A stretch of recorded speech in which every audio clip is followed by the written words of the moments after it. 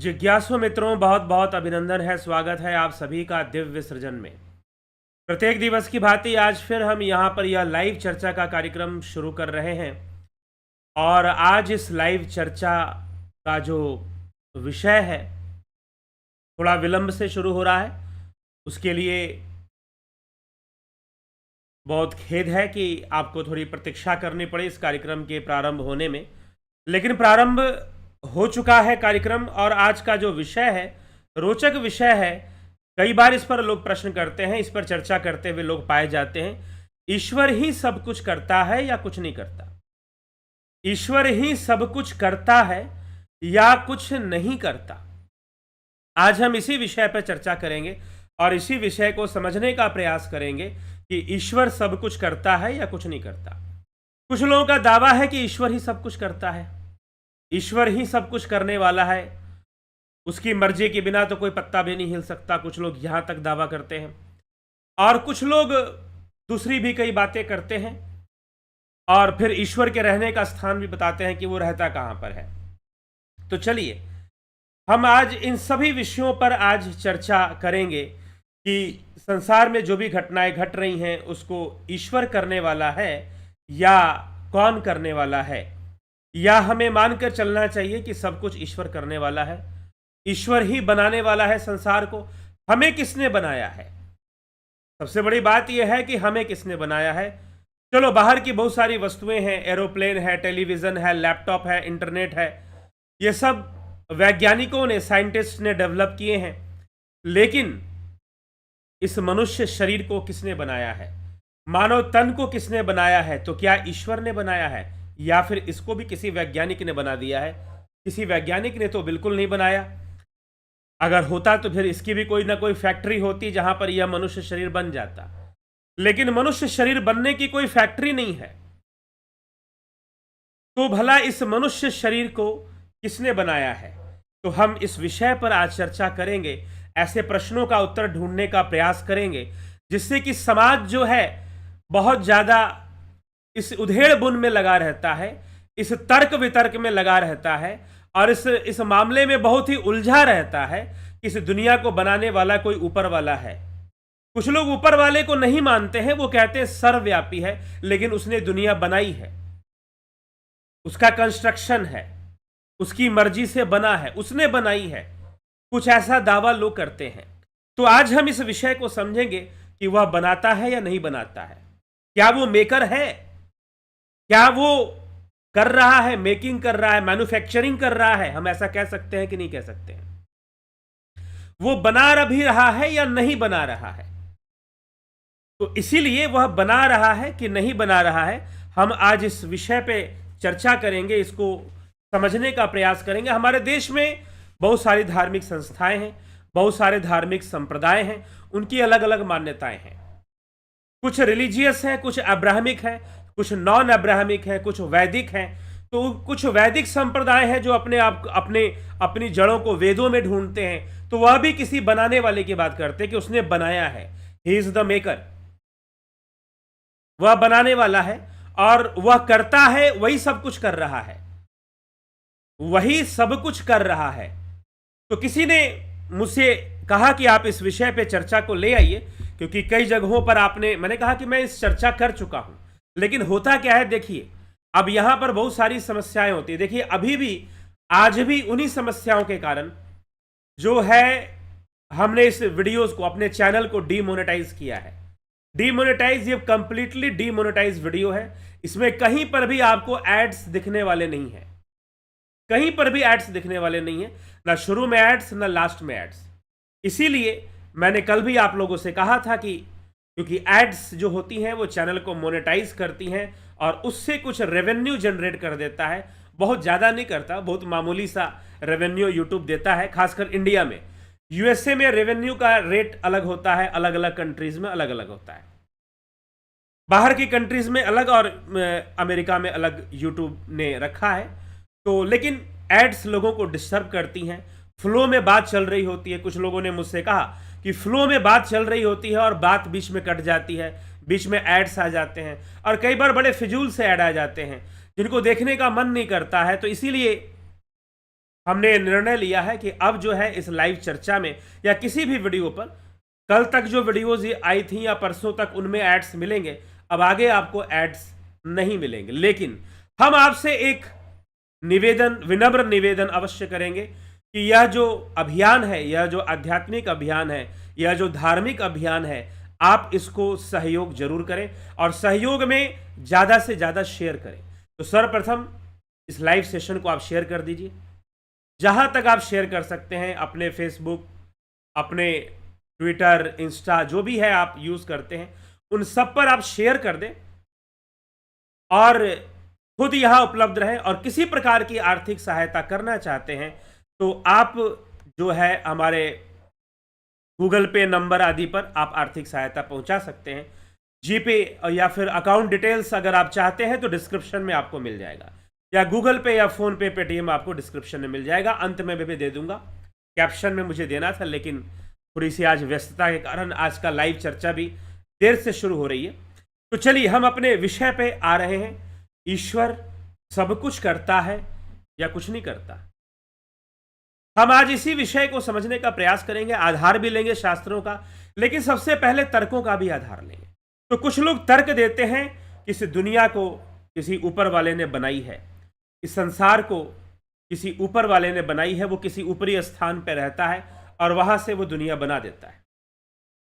कुछ लोगों का मानना है कि नहीं, उसने बनाई तो है लेकिन वो सब जगह रहता है, वो सर्वव्यापी ही है और हर जगह रहकर वो हर काम करता है। अब हमने देखो ये शरीर हमारा चल रहा है, किसने बनाया है? इस शरीर को भला किसने बनाया है? अगर हम कहते हैं ईश्वर ने नहीं बनाया तो किसने बनाया? माता पिता ने बना दिया। तो माता पिता ने अगर बना दिया तो माता पिता क्या बता सकते हैं कि ये शरीर कैसे बना है? क्या उनको इस शरीर के बनने का कोई ज्ञान है? तो माता पिता कभी नहीं बता सकते कि ये शरीर कैसे बना है। माता पिता नहीं बता सकते। तो किसने बनाया? इसका मतलब किसी दूसरी शक्ति ने बनाया है। और कोई भी चीज बनती है तो बुद्धि से बनती है, कोई भी निर्माण हुआ है तो बुद्धि से हुआ है। तो जब वो बुद्धि से निर्माण हुआ है, इसका मतलब यह है कि ईश्वरीय कोई दूसरी शक्ति है जो बहुत ही बुद्धिमान है, जो सर्वज्ञ है, सब कुछ जानने वाला है। तो सर्वज्ञ है तो उसने बना दिया है, क्योंकि वो सबसे अधिक बुद्धिमान है। मतलब वह भी बुद्धिमान है, वह बुद्धि को धारण कर रहा है। मतलब बुद्धि एक अलग तत्व हो गई, ईश्वर एक अलग तत्व हो गया, फिर ऐसा भी मानना पड़ेगा। तो यहां पर अब यह बात आ जाती है कि ईश्वर ने बनाया है। लेकिन ठीक है, हमने मान लिया कि जितने भी शरीर हैं वो माता, क्योंकि उसका बनाने वाला दिखाई नहीं देता है और बिना बनाए कोई चीज बन नहीं सकती, बिना बनाए कोई चीज बन नहीं सकती है। तो जब बिना बनाए कोई चीज बन नहीं सकती है तो जितनी भी चीजें बन रही हैं उसे कोई बनाने वाला अवश्य है। तो ऐसा मानकर अब यह एक क्या है? यह एक इन्फरेंस है। इन्फरेंस समझते हैं प्रमाण व्यवस्था में अनुमान। अगर हम प्रमाण व्यवस्था ले, शास्त्रों में जो प्रमाण व्यवस्था चलती है उसमें प्रमाण है, विपर्य है, क्षमा करें, उसमें प्रत्यक्ष है, अनुमान है, उपमान है, शब्द है, अर्थापत्ति, अनुपलब्धि, वेदांत में और मीमांसा में ये 6 प्रमाण व्यवस्थाएं मानी गई हैं। तो इन प्रमाण व्यवस्थाओं पर हम उसको कसौटी को कसते हैं। तो जो सत्ता हमें नहीं दिखाई देती, जिस वस्तु को कोई बनाने वाला नहीं दिखाई देता, तो हम उसके लिए कहते हैं कि ईश्वर नामक एक शक्ति है जो बना रहा है। क्योंकि इस शरीर को बनाने वाला हमें दिखाई नहीं दे रहा है, इस शरीर को बनाने वाला हम उसे जानते नहीं हैं। और जब हम उसे जानते नहीं हैं, हम उसे अपने इंद्रियों से अनुभव नहीं कर रहे हैं, तो हम एक सत्ता का नाम ले आते हैं जिसे हम ईश्वर कहते हैं और हम कह देते हैं कि ईश्वर ने बनाया है। तो कोई भी चीज अगर बनी है तो उसे कोई बनाने वाला तो अवश्य होगा, उसके कोई बनाने वाला तो अवश्य होगा। अगर कोई जहाज बना है तो भाई लोगों ने मिलकर बनाया है, अपनी बुद्धि से बनाया है। तो जो सर्वबुद्धिमान है, सर्वज्ञ है, उसने इस शरीर को बनाया है। तो इसीलिए ईश्वर है, ईश्वर है। लेकिन वो ईश्वर सर्वज्ञ है। हमने एक बात घोषणा कर दी कि वह सर्वशक्तिमान है, वो सर्वज्ञ है, वो प्रकृति से भी शक्तिमान है। लेकिन अब एक प्रश्न उठता है, प्रश्न उठता है कि बहुत सारे ऐसे बच्चों का जन्म होता है जो जन्म से ही नेत्रहीन होते हैं। बहुत सारे ऐसे बच्चों का जन्म होता है जो जन्म से ही अपाहिज होते हैं, बिना पैर के होते हैं, बिना हाथ के होते हैं। और कई बार तो एक एक बच्चे, दो बच्चे, सोहन और मोहन, बड़ा ही टीवी पर आता है, तो वो जो है दोनों का सिर जुड़ा हुआ है।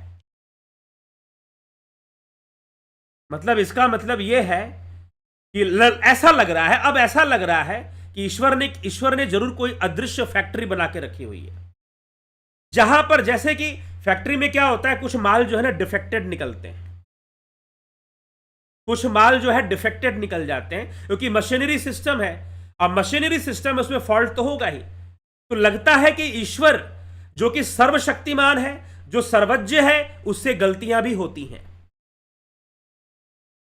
उससे गलतियां भी होती हैं। वो लूले लंगड़े भी बना देता है, वो अंधे बच्चे भी पैदा कर देता है, और कई बार तो वो जुड़े हुए सिर पैदा कर देता है। सोहन मोहन दो ऐसे बच्चे जिनका सिर आपस में जुड़ा हुआ है।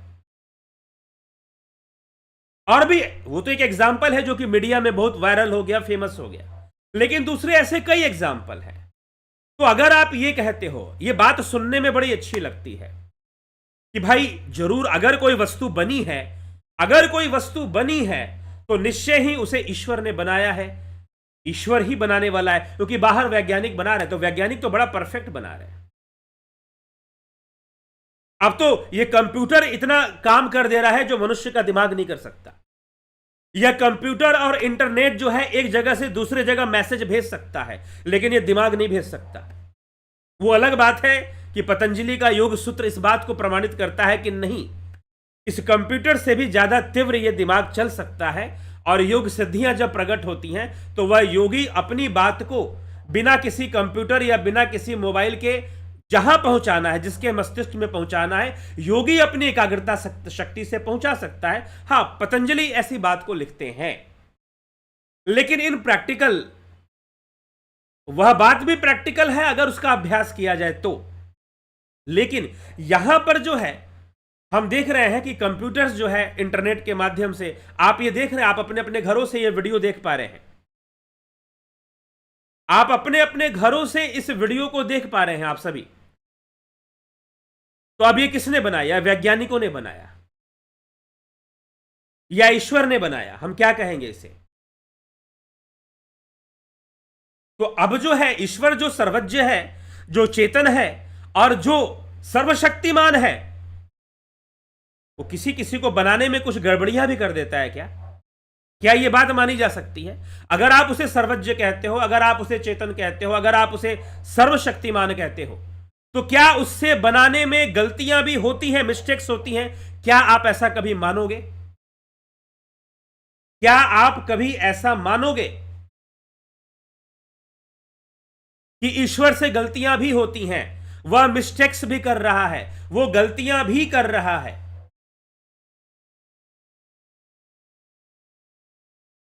किसी को गोरा बना दे रहा है, किसी को काला बना दे रहा है, किसी को जरूरत से नाटा बना दे रहा है, किसी को जरूरत से ज्यादा लंबा भी बना दे रहा है।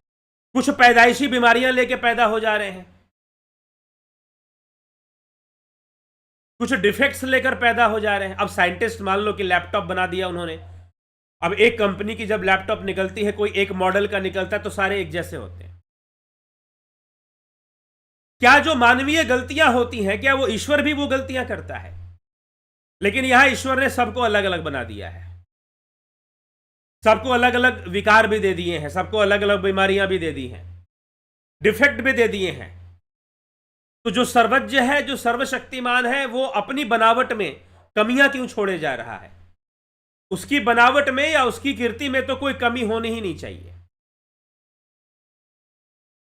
तो जब हम कहते हैं कि उसकी मर्जी के बिना कोई पत्ता भी नहीं हिलता, तो फिर संसार में जितने भी बुरे कर्म हो रहे हैं, जितने अब नशेड़ी नशा कर रहे हैं या दारू के ठेके चल रहे हैं, या अभी देखिए अभी कोलकाता में जो केस आया, रेप केस, या फिर वेस्ट बांग्लादेश में, या फिर विश्व के दूसरे जगहों पर जो बहुत सारे ऐसे केसेस आते हैं, तो उन केसेस के बहुत जगहों पर, ऐसा नहीं कि यहीं पे आ रहा है, कई जगहों पर अलग अलग तरीके के क्राइम हो रहे हैं। कई क्राइम्स बहुत फेमस हो जाते हैं, कई क्राइम्स फेमस नहीं होते हैं, उसे मीडिया वायरल करती है, उसमें लोगों का पॉलिटिकल इंटरेस्ट होता है, तो media is the second politics और द वीपन ऑफ पॉलिटिशियंस।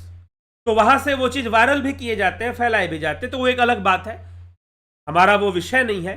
लेकिन प्रश्न ये है कि अगर सब कुछ ईश्वर की मर्जी से हो रहा है या ऊपर वाले की मर्जी से हो रहा है, चाहे आप उसे कुछ और भी नाम दे सकते हो, अलग अलग अब्राहमिक थॉट्स में अलग अलग नाम दिए जाते हैं, गॉड, खुदा, ऐसे शब्दों का प्रयोग किया जाता है।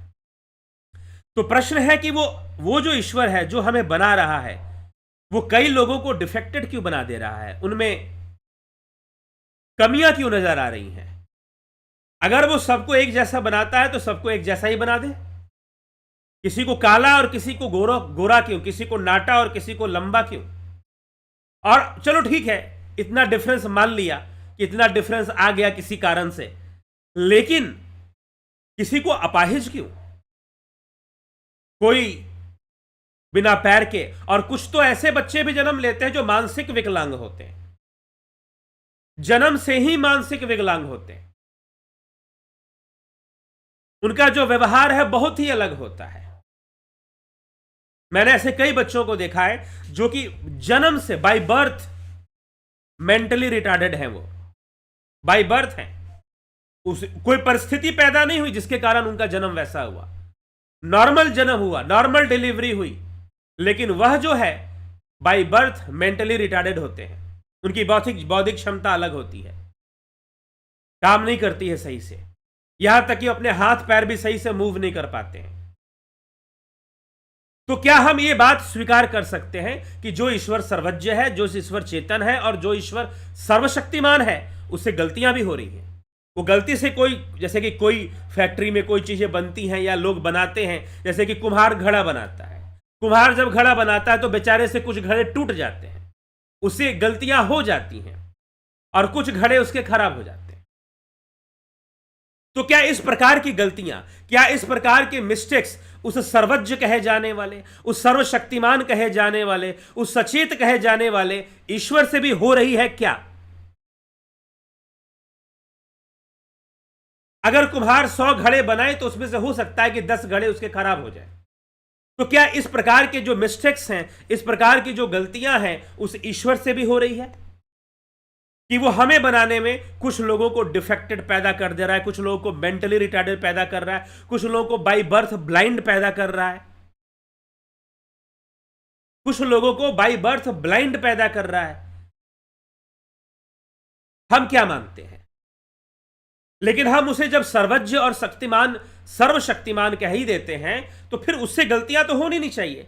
वो परफेक्ट है अपने आप में, और जब वो परफेक्ट है तो सारी चीज परफेक्शन के साथ बनाएगा।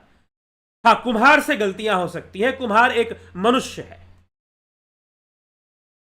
कुम्हार मनुष्य है, उससे मानवीय गलतियां हो सकती हैं, लेकिन ईश्वर से मानवीय गलतियां, ह्यूमन मिस्टेक ईश्वर से नहीं हो सकती, क्योंकि वो सर्वज्ञ और सर्वशक्तिमान है, वो परफेक्ट है। तो हम ये नहीं मान सकते कि वो गलतियां कर रहा है। और दूसरी बात, अगर उसने दुनिया बनाई है, कुछ लोग कहते हैं कि देखो दुनिया कितनी सुंदर है, कितनी सुंदर है दुनिया, आपने बस उसकी सुंदरता देखी है क्या? ये सब मीठी मीठी बातें सुनने में अच्छी लगती, ये कल्पित बातें हैं, कल्पना करो तो बड़ी सुंदर है दुनिया, लेकिन क्या इस दुनिया से भी ज्यादा क्रूर कुछ हो सकता है? क्या इस संसार से भी ज्यादा क्रूर कुछ हो सकता है? प्रकृति कौन सा क्रूर रूप धारण कर ले, यह बताना मुश्किल है। यह प्रकृति कौन सा क्रूर रूप धारण कर ले, यह बताना मुश्किल है, और उसकी क्रूरता की कोई सीमा नहीं है, और मनुष्य के बस का नहीं है कि उसी क्रूरता को संभाल सके। वो कितनी क्रूरल हो जाए, हाँ, यही प्रकृति बहुत दयावान भी हो जाती है। अगर आप ये कहते हो कि संपूर्ण संसार, ये समुंदर, ये पहाड़, ये नदियां, ये सब उसने बनाई है, तो उसके बनाने में इतनी क्रूरता क्यों भरी हुई है? इतनी क्रूरता क्यों भरी हुई है? और बहुत सारी ऐसी चीजें हैं जो इम्परफेक्ट्स हैं। मतलब वो बना रहा है, वो खुद परफेक्ट है, लेकिन जो भी बनाता है वो परफेक्ट नहीं होता। अरे हम किसी भी आदमी के परफेक्शन को कैसे चेक करते हैं? उसके काम से चेक करते हैं, ये नहीं कि हम उसे डिक्लेयर कर देते हैं कि वो परफेक्ट है। वो सर्वज्ञ है, वो सर्वशक्तिमान है, उसे हम डिक्लेयर नहीं करते, हम उसके कार्य करने की परफेक्शन को चेक करते हैं। अगर वो बहुत अच्छा काम करता है तो हम कह देते हैं कि हाँ भाई, तुम तो परफेक्ट जैसे हो। तो practice makes a man perfect, हम मनुष्यों के लिए कह देते हैं, लोगों के लिए कह देते हैं कि तुम अभ्यास करोगे तो तुम्हारे कार्य में परफेक्शन आएगा। तो क्या उस ईश्वर के इस सृष्टिकर्ता वाले कार्य में अभ्यास की कमी है? क्योंकि प्रत्येक व्यक्ति जो है अपने कार्य को सुधारते सुधारते, वो अगर हम आज हवाई जहाज पे उड़ रहे हैं तो वैज्ञानिकों ने एक दिन में नहीं बना दिया। उन्होंने बहुत सारे रिसर्च किए, बहुत सारी असफलताओं को झेला, वो उड़ने में बार बार असफल हुए। वैसे वायुयान पर, एरोप्लेन पर जो रिसर्च था वो भारत देश में ही शुरू हुआ पहले। तो वैज्ञानिकों ने पहले उड़ान भरने की कोशिश की, कई असफल प्रयोग किए, उसमें कई जानें भी गई। करते करते करते करते कमियों को दूर करते करते कमियों को दूर करते करते करते करते आज वो एक ऐसा हवाई जहाज बना चुके हैं जो कि कई लोगों को, सैकड़ों लोगों को एक साथ एक देश से दूसरे देश में उड़ाकर सुरक्षा पूर्वक वो वहां पहुंचा सकती, सुरक्षित वहां पहुंचा सकती है। आज ऐसे कई एरोप्लेन बन चुके हैं और यह हो चुका है। तो एक दिन में तो नहीं बना दिया ना। तो क्या ईश्वर के ऊपर यह बात लागू होती है कि उसने भी दुनिया जो है वो भी लगा हुआ है कि मैं और सुंदर सी दुनिया बना लूं, और बढ़िया सी दुनिया बना लूं, ये मनुष्य का शरीर और परफेक्ट कर दूं? क्या वो अपने काम को परफेक्ट करने में लगा हुआ है? फिर आप उसे सर्वज्ञ और सर्वशक्तिमान कैसे कह सकते हैं? और सर्वज्ञ तो बिल्कुल भी नहीं कह सकते आप, क्योंकि वह तो अभी एक्सपीरियंस को ले रहा है। क्योंकि बहुत सारे इंपरफेक्शन भी तो है संसार में, चीजें इंपरफेक्ट भी तो बन रही हैं। इसीलिए मैंने कहा कि कई बच्चे अपाहिज पैदा हो रहे हैं। तो अगर ईश्वर ने बनाया है उनको, तो अपाहिज क्यों बना दिया? हो सकता है जो लोग सामान्य हैं उनको अपाहिज बच्चे ना दिखते हों, लेकिन ऐसे बहुत सारे विद्यालय हैं जहां पर मेंटली रिटार्डेड जो चिल्ड्रंस हैं वो उन स्कूलों में पढ़ते हैं। हम मान ले कि वो ईश्वर की कृति है। कुछ लोग जो है बाय नेचर, बाय प्रकृति, उनके अंदर ऐसे हार्मोनल चेंजेस आते हैं जिससे कि वो बहुत ज्यादा वायलेंट हो जाते हैं, हिंसक हो जाते हैं, और वो हिंसा करने पे उतारू हो जाते हैं। तो क्या उसे ईश्वर ने बनाया है, उस मेंटली रिटार्डेड बच्चे को? या फिर कोई साइको किलर है?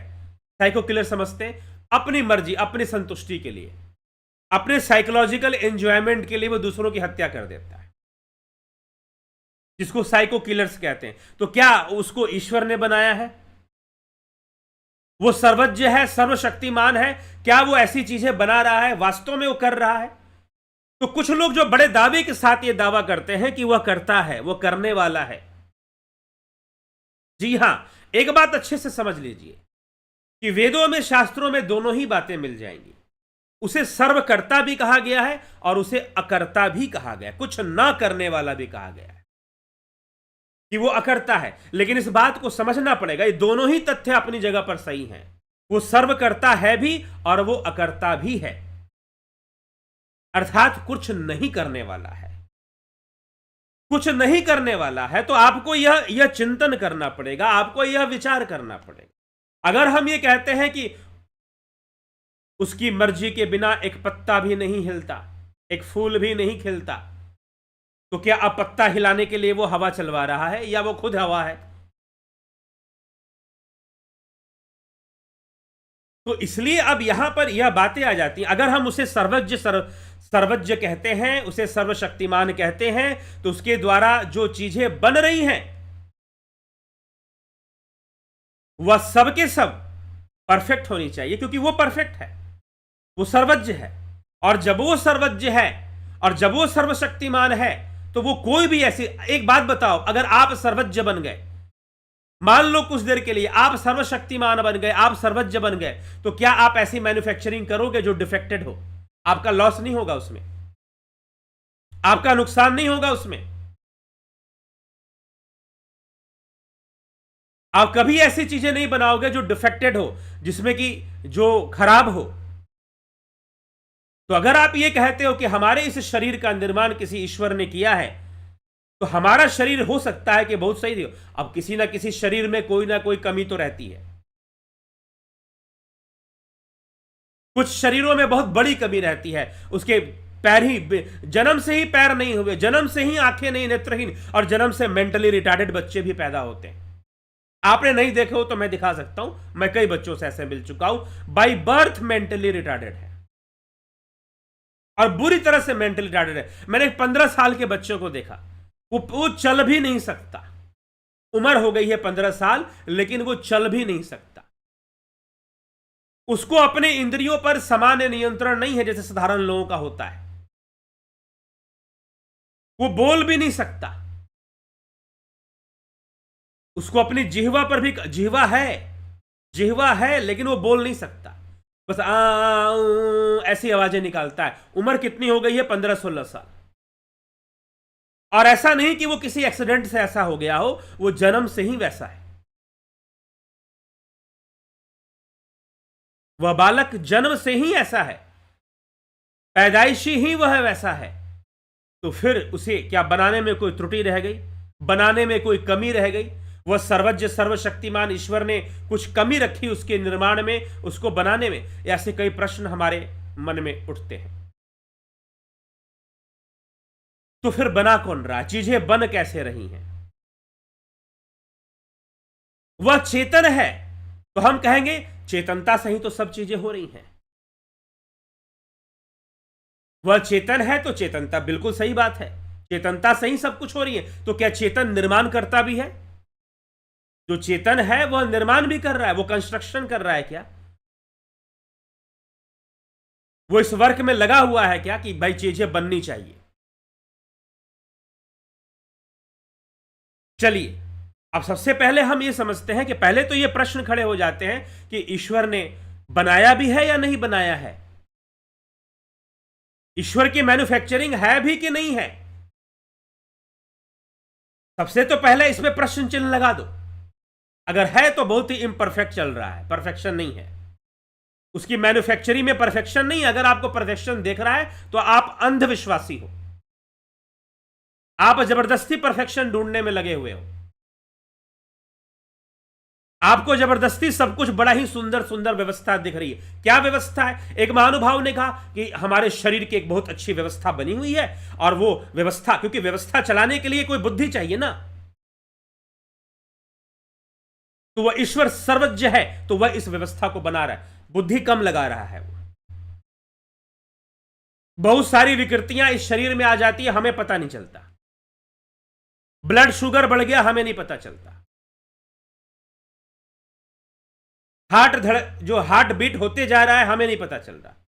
श्वास प्रश्वास भी चले रहे, हमारा कोई फोकस नहीं।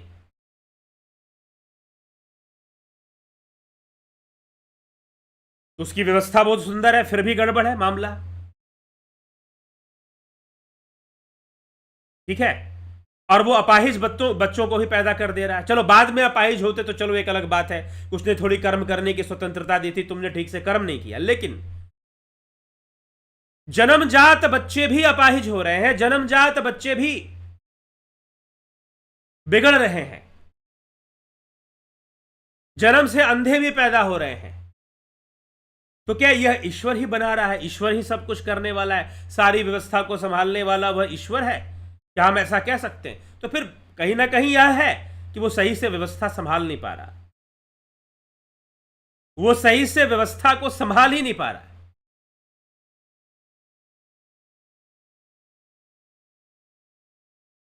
तो इसीलिए अब हमें यह विचार करना होगा। अब शास्त्र सम्मत विचार इस विषय में क्या है? शास्त्र, हम कुछ बातों को मानेंगे, कुछ बातों को नहीं मानेंगे।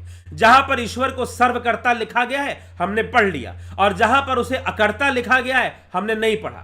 हम कहते हैं कि हम नहीं मानेंगे इसको। लेकिन शास्त्रों में तो लिखा जा रहा है, बहुत कुछ लिखा जा रहा है। भगवान श्री कृष्ण क्या कहते हैं? ना कर्तृत्व न कर्माणि लोकस्य सृजति प्रभु। क्या इस लोक का सृजन प्रभु करता है?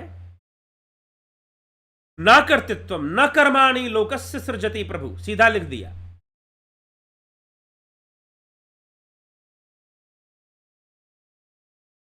वह सृजन कर ही नहीं रहा है, सीधा सीधी बात है भाई, इसमें इतना बुद्धि लगाने की क्या जरूरत है? तो पंचम अध्याय श्रीमद् भगवद गीता पंचम अध्याय, न कर्तृत्व न कर्माणि लोकस्य सृजति प्रभु, न कर्म फल संयोगम स्वभाव वस्तु प्रवर्तते। परमेश्वर मनुष्यों के न कर्तापन की, न कर्मों की और न कर्म फल के साथ संयोग की रचना करते हैं, किंतु यह सब स्वभाव से ही बरत रहा है, अर्थात प्रकृति ही इसके पीछे मूल कारण है। यह स्वभाव कहने का अर्थ प्रकृति है। न दते कस्याचित् पापम न चैव सुकृतम विभु। सर्वव्यापी परमात्मा ना किसी के पाप कर्म को और ना ही किसी के शुभ कर्म को ग्रहण करता है। ना तो ही वो आपके पाप कर्म को ग्रहण करता है और ना ही आपके शुभ कर्म को ग्रहण करता। आप जो कहते हो ना कि हम पुण्य करेंगे भगवान हमें फल देंगे, वो ग्रहण ही नहीं करता, तो आपको फल देने क्यों आ गया? और फल नहीं देगा यह तो पहले ही श्लोक में भगवान ने कह दिया। अब आप पूछोगे आप भगवान किसे कहते हो? भगवान किसे कहते हैं वह एक अलग विषय है। यहां पर उस सर्वज्ञ सर्वचेतन को मैं भगवान नहीं कह रहा हूं। न कर्तृत्व न कर्माणि लोकस्य सृजति प्रभु, वो सृजन नहीं कर रहा है ना लोगों के कर्म का, ना उनके कर्तव्यों का, ना उनके कर्तापन का, और ना ही कर्म फल का संयोग करता है। ना कर्म फल संयोगम, वो कर्म और फल का संयोग भी नहीं करता, वह यह भी नहीं करता। अब इस तरह की जो चर्चा है श्रीमद् भगवद गीता में है। अभी सारी रचना कैसे हो रही है? तो 9वें अध्याय में जब हम जाते हैं, 9वें अध्याय में भगवान श्री कृष्ण कुछ बातें कहते हैं। क्या कहते हैं?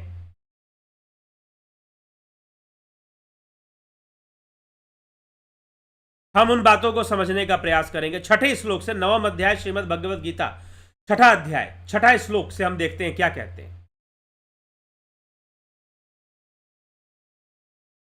यथा आकाश स्थितो नित्यम वायु सर्वत्र गो महान तथा सर्वाणि भूतानि मतस्थानित्य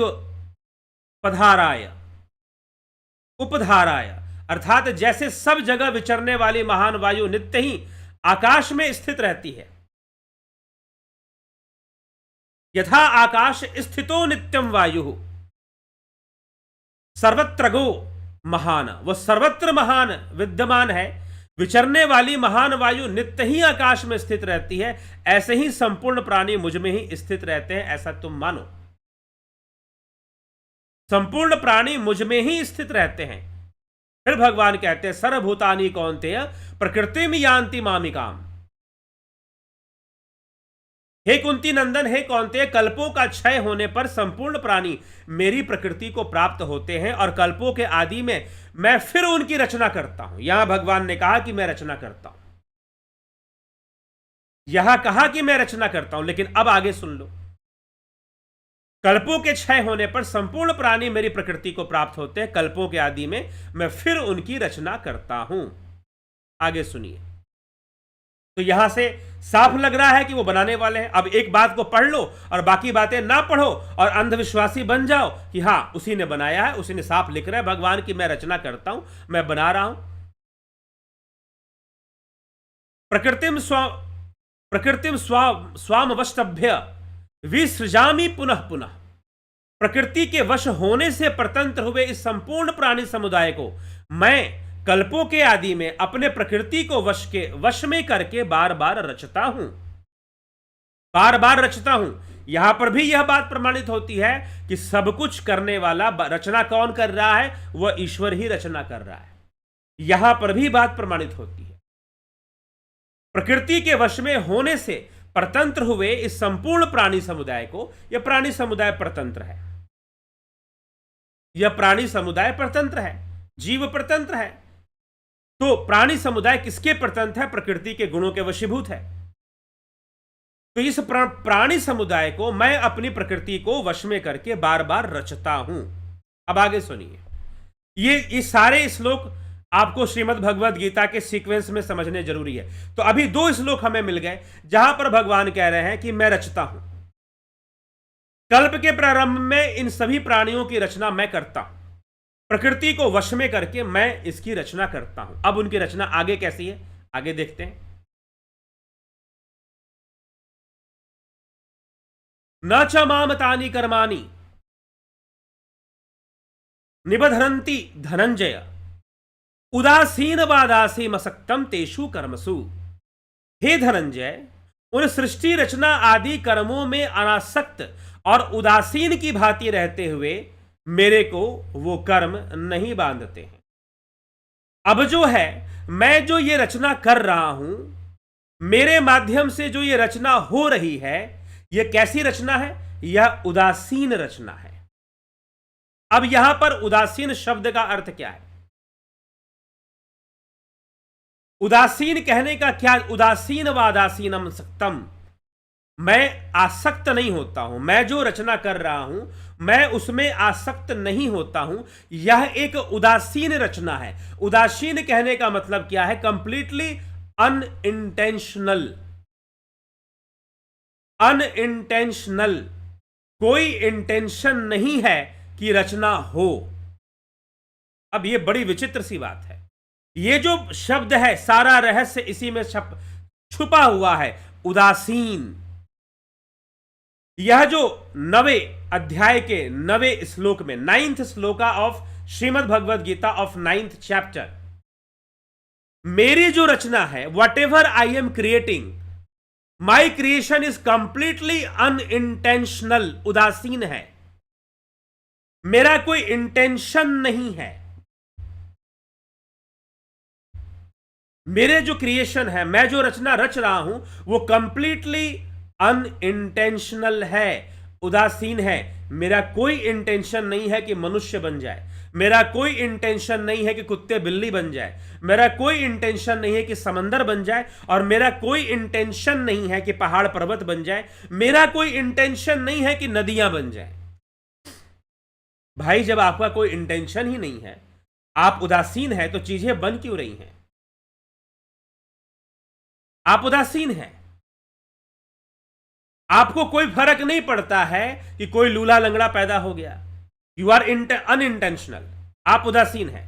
आपको फर्क नहीं पड़ता है कि कोई स्वस्थ पैदा हो गया। आपको फर्क नहीं पड़ता है कि कोई 4 वर्ष की उम्र में ही मृत्यु को प्राप्त कर गया। आपको फर्क नहीं पड़ता है कि भाई कोई 100 वर्ष जिंदा रह गया। आपको फर्क नहीं पड़ता है कि कोई मेंटली रिटार्डेड पैदा हो गया। आपको फर्क नहीं पड़ता है क्योंकि बहुत सुपर इंटेलिजेंट बनकर पैदा हो गया। You are completely unintentional. मैं उदासीन हूं, और उदासीन होकर ये सारी मेरी रचनाएं हैं। मुझे इसका कर्म, मतलब कि ईश्वर के द्वारा जो रचना हो रही है, उसमें ईश्वर की कोई आसक्ति नहीं है। मतलब वो खुद ही नहीं चाहता है कि मेरे द्वारा जो कार्य हुआ वो परफेक्ट है कि नहीं। उसकी इस बात से आसक्ति नहीं कि मैंने जो बनाया उसको एकदम परफेक्ट माना जाए। अब आ जाइए, अब इसी को और सॉल्व करना है। अब यहां पर मामला अटक गया, क्योंकि भगवान ने कह दिया कि मैंने जो रचना की है वो उदासीन होकर की है, इसीलिए मुझे कोई कर्म नहीं व्याप सकता। अगर मैंने किसी को लूला लंगड़ा पैदा कर दिया तो वो उसका पाप मुझे नहीं लग सकता, क्योंकि मैं तो उदासीन होकर कर रहा हूं। तो किसने कहा है उदासीन होकर? अगर उदासीन होकर ही करना है तो करो ही मत। अगर तुम्हें यह दुनिया उदासीन होकर ही बनाना है तो बनाओ ही मत। क्यों बनाए जा रहे हो भाई? क्या आवश्यकता है बनाने की? ऐसे प्रश्न फिर ईश्वर पे उठ जाएंगे अगर हम इसी श्लोक पे रुक जाएं, ठहर जाएं तो। लेकिन यहां पर फिर अब भगवान आगे क्या कहते हैं उसको भी समझना जरूरी है। आगे क्या कहते हैं? 9वें श्लोक को छोड़कर हम 10वें श्लोक पे चले जाएं। श्रीमद् भगवद गीता। मया अध्यक्षेन प्रकृति सूयते सचराचरम हेतुना अनेन कौन्तेय जगद्वी परिवर्तते। प्रकृति मेरी अध्यक्षता में संपूर्ण चराचर जगत को रचती है। अब तक तो कह रहे थे कि मैं रचना कर रहा हूं, मैं रचना कर रहा हूं। अब ये अर्जुन को बार बार यूं क्यों कहा जा रहा है कि मैं रचना कर रहा हूं, ईश्वर की रचना है? ये बार बार क्यों कहा जा रहा है? क्योंकि अर्जुन भी कहीं ना कहीं उसी कूप मंडूकता में है। वो उसको भी लगता है कि किसी ईश्वर ने दुनिया बना दी है। नाउ भगवान Krishna coming on the point, और वो पॉइंट क्या है? श्रीमद् भगवद गीता के 9वें अध्याय का 10वां श्लोक। श्री कृष्ण कहते हैं, मया दक्षेण प्रकृति सूयते सचराचरम। प्रकृति मेरी अध्यक्षता में संपूर्ण चराचर जगत की रचना करती है। हे कुंती नंदन, इसी हेतु से जगत का विविध प्रकार से परिवर्तन होता है। मेरी अध्यक्षता में, मेरे सकाश से वह रचना करती है।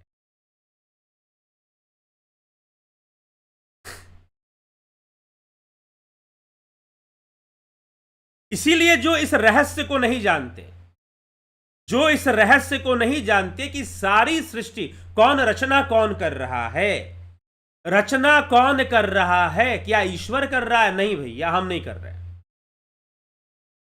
मेरी अध्यक्षता में, उस ईश्वर की अध्यक्षता में, उस चेतन पुरुष की अध्यक्षता में। इसीलिए कभी सांख्य सूत्र में पुरुष तत्व की व्याख्या को समझिए, अधिष्ठाता कहा गया उसे।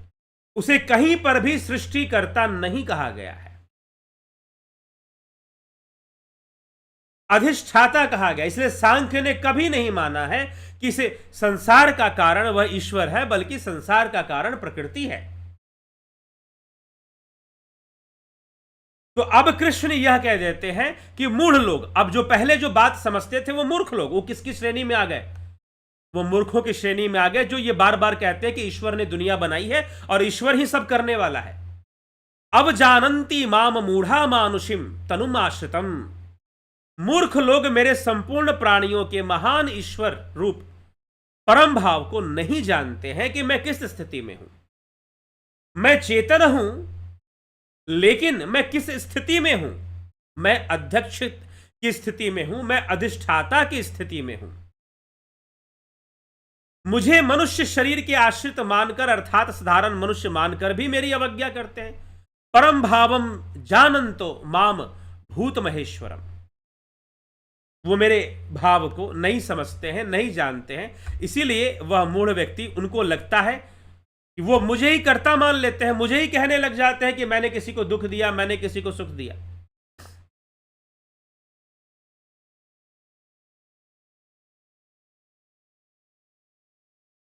ठीक है।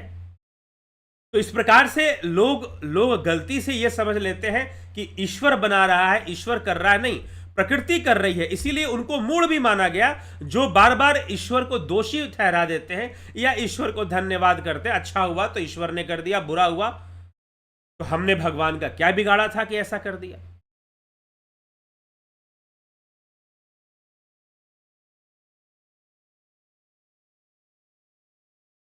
ठीक है। इसीलिए जो मुझे जानते हैं, महात्मनस्तु माम पार्थ दैवीम प्रकृतिम आश्रिता।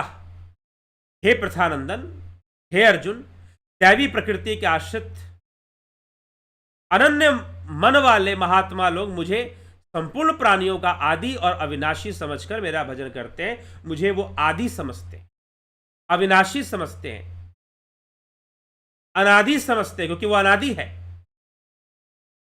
काल के परे है और गुणातीत है, भावातीत है, भावनाओं से परे है और गुणों से परे है, गुणों के बंधन में नहीं है वो।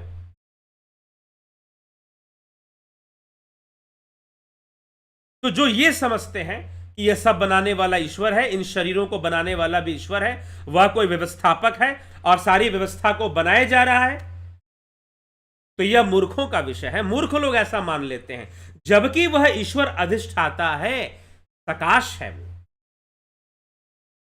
संपूर्ण गतिविधि इसलिए उदासीन कहा गया। उदासीन वास्तव में वो कर ही नहीं रहा है। इस तरह से उदासीन होने के कारण, गुणातीत होने के कारण, भावातीत होने के कारण, गुणातीत भावातीत होने के कारण वह अकर्ता भाव में चला जाता है, अर्थात वो करता है ही नहीं।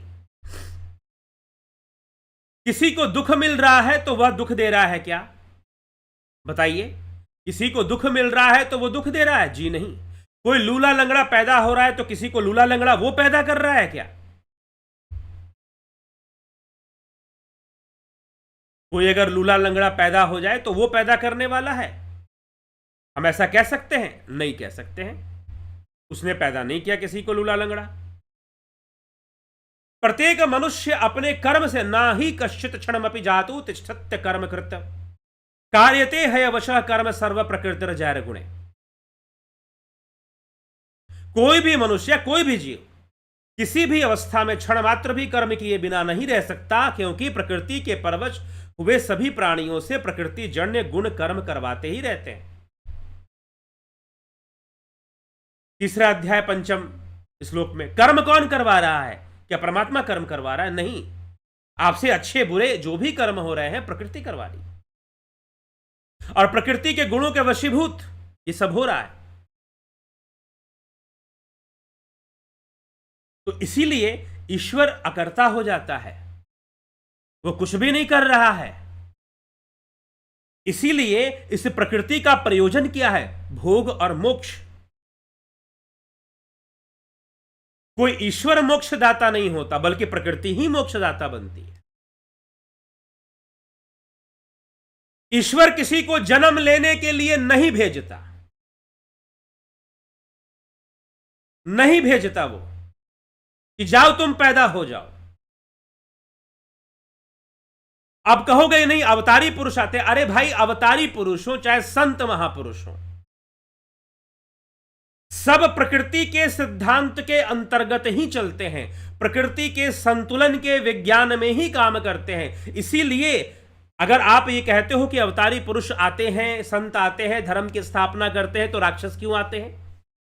लादेन क्यों आ जाता है? कसाब क्यों आ जाता है? आतंकवादी कहां से आ जाते हैं? राक्षस कैसे आ जाते हैं? फिर उनको कौन पैदा कर रहा है? उनको क्या ईश्वर पैदा नहीं कर रहा? इनके लिए भी संतों का जन्म होना और राक्षसों, असुर, आसुरी प्रवृत्ति, दैवी संपदा और आसुरी संपदा, ये दो ही से ये पूरा संसार चल रहा है, दो ही में बटा हुआ है, दो शक्तियों में। भगवान कृष्ण ने श्रीमद् भगवद गीता के 16वें अध्याय में इसकी चर्चा की है। सब प्रकृति का ही खेल है, चाहे संतों का जन्म हो, चाहे दैवीय शक्तियों का जन्म हो, चाहे राक्षसों और असुरों का जन्म हो। तो पुरुष का प्रकृति में संसर्ग है, अर्थात इस जड़ में चेतन समाया है, लेकिन चेतन कुछ कर नहीं रहा है, बल्कि इस प्रकृति को करने के लिए विवश कर रहा है। हवा कौन दे रहा है? फिर वही बात, पंखा हवा दे रहा है कि बिजली हवा दे रही है? क्या बिजली के बिना पंखा हवा देने का सामर्थ्य रखता है? बिल्कुल नहीं रखता। लेकिन फिर भी हवा तो पंखा ही देता है। अरे बिजली तो बल्ब से भी निकलती है, ट्यूबलाइट से भी निकलती है, एलईडी बल्ब से भी बिजली निकलती है, क्या उसमें से हवा आ रही है क्या? अगर हवा देना बिजली का गुण होता तो जहां से भी बिजली निकलती वहां से हवा फैल जाती वहां पर। नहीं, हवा तो पंखा ही दे रही है, फैन ही हमको हवा देता है। बस बिजली उस पंखे को इसे योग्य बना देता है कि तुम हवा दे सको। तो बिजली ही तो हवा दे रही है ना, क्योंकि बिजली चली गई तो पंखा घूमेगा नहीं, और घूमेगा नहीं तो हवा मिलेगा नहीं। बिजली चली गई तो एसी चलेगा नहीं, एसी नहीं चलेगा तो ठंडी ठंडी हवा मिलेगी नहीं आपको। लेकिन फिर भी हम ये कह सकते हैं क्या कि बिजली ही ठंडी ठंडी हवा दे रहा था एसी से, लेकिन बिजली के बिना काम भी तो नहीं चल रहा था। विडंबना यहीं पर कांटा फंसा हुआ है। बिजली के बिना काम भी तो नहीं चल रहा था, बिजली थी तभी तो एसी हवा दे रहा था। अब ये सब उपमाएं हैं, जो योगी हैं, जो ध्यान योगी हैं, उस विषय को समझते हैं, इस विषय को समझते हैं कि वह चेतन, और हमें उसी चैतन्य को तो प्राप्त होना, उसी चैतन्य में हमें लीन होना है। लेकिन कुछ लोग व्यक्तित्ववादी होते हैं, वो ईश्वर को व्यक्तित्व देते हैं, और जहां व्यक्तित्व होगा वहां पर बंधन होगा, और जहां बंधन है वहां ईश्वरता नष्ट हो जाएगी। जहां व्यक्तित्व होगा वहां बंधन होगा, और जहां बंधन आ गया वहां ईश्वरता नष्ट हो जाएगी, वहां सर्वज्ञता नष्ट हो जाएगी, वहां सर्वशक्तिमानता नष्ट हो जाएगी।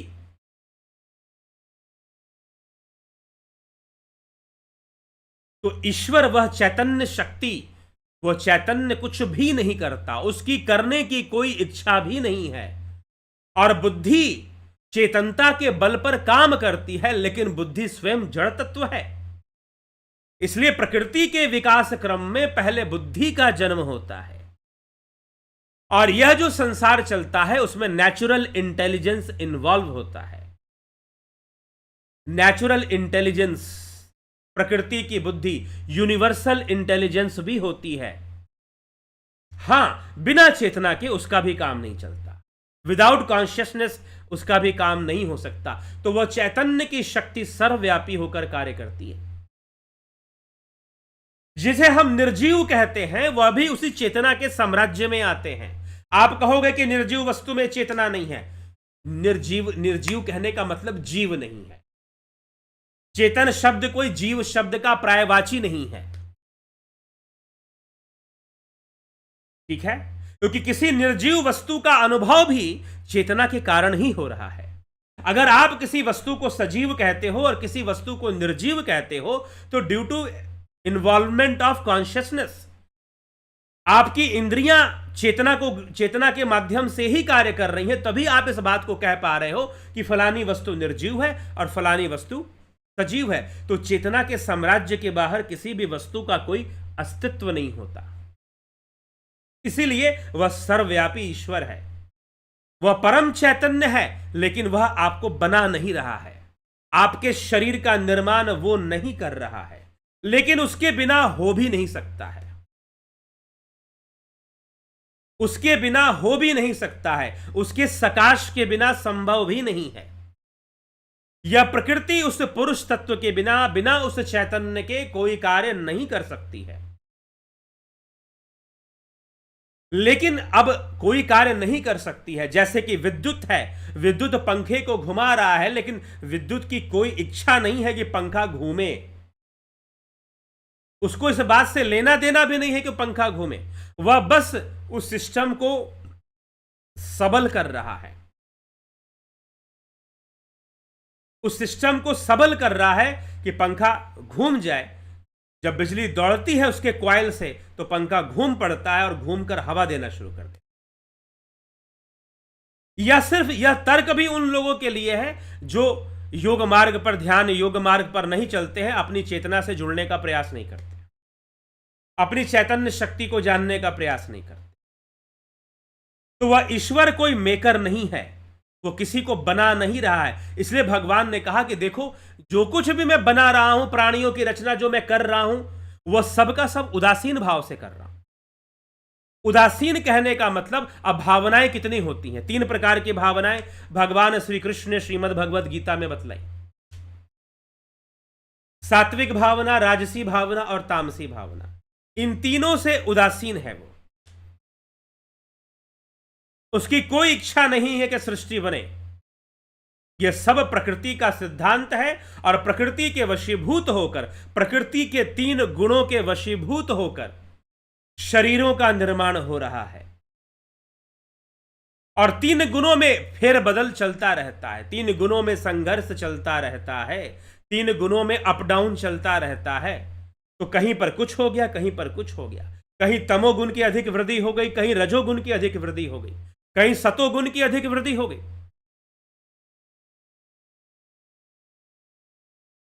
तो इस प्रकार से फिर रचनाएं भी हो रही हैं, सृष्टि भी हो रही है। फिर इसी कारण से बच्चे अपाहिज भी पैदा हो जाते हैं, अंधे लूले लंगड़े भी पैदा हो जाते हैं। ये सब के सब प्रकृति के 3 गुणों का खेल है। यहां तक कि श्री कृष्ण भगवान 18वें अध्याय में स्पष्ट रूप से कहते हैं कि देवता भी इन 3 गुणों से परे नहीं है। लेकिन फिर भी आपको, क्योंकि आप एक जगह पढ़ लेते हो कि सब कुछ बनाने वाला तो वह परमात्मा ईश्वर है, और ऊपर से कोई समस्या क्या है? एक कोई मौलवी जी को डॉक्टर नायक थे पहले कोई, अब वो वेदों का मंत्र सुना दिया करते थे, तो हिंदू सोचते अरे इनको वेदों का ज्ञान है। अरे मूर्खानंद, तुमने अपने वेद पढ़ लिए होते तो तुम्हें पता चलता कि वो आदमी क्या सुना रहा है। वो कुछ भी बता रहा है तुम्हारे वेदों का मंत्रों का इस्तेमाल करके, और आपको लग रहा है कि उसको वेदों का ज्ञान है। तो हिंदू समाज में, सनातन धर्मियों में सबसे बड़ी कमी है कि वो सही से पढ़ते नहीं है, मात्र प्रवचनों पर ही निर्भर हो जाते हैं। तो श्रीमद् भगवद गीता के 9वें अध्याय के ये जो श्लोक मैंने आपको सुनाए कि किस प्रकार से भगवान ने 6ठे अध्याय से ले लीजिए।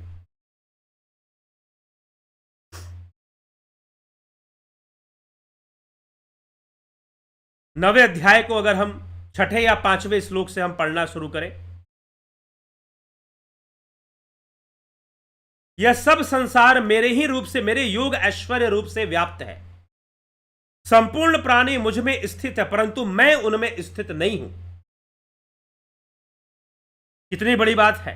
भगवान पंचम श्लोक में 9वें अध्याय के 5वें श्लोक में कहते हैं, यह सब संसार मेरे ही स्वरूप में से, मेरे योग ऐश्वर्य स्वरूप से ही व्याप्त है। संपूर्ण प्राणी मुझ में स्थित है, परंतु मैं उनमें स्थित नहीं हूं, तथा वे प्राणी भी मेरे में स्थित नहीं है। मेरे इस ईश्वर संबंधी योग को देख, संपूर्ण प्राणियों को उत्पन्न करने वाला, उनको धारण भरण पोषण करने वाला मेरा स्वरूप उन प्राणियों में स्थित नहीं है, क्योंकि मैं शुद्ध चैतन्य स्वरूप हूं, मैं अकर्ता हूं। और यहीं से यह बात शुरू हो जाती है। इसी प्रकार यहीं से यह चर्चा प्रारंभ हो जाती है।